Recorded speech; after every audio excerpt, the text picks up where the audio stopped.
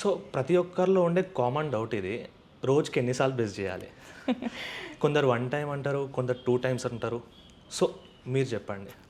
As a dentist కింద మేము recommend చేసేది ఏంటి అంటే డైలీ 2 టైమ్స్ కంపల్సరీ బ్రష్ చేయాలి.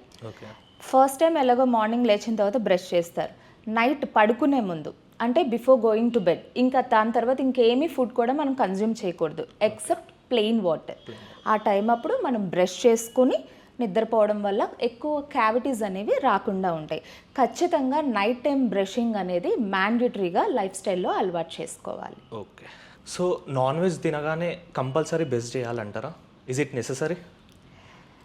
It's not about non veg అండి.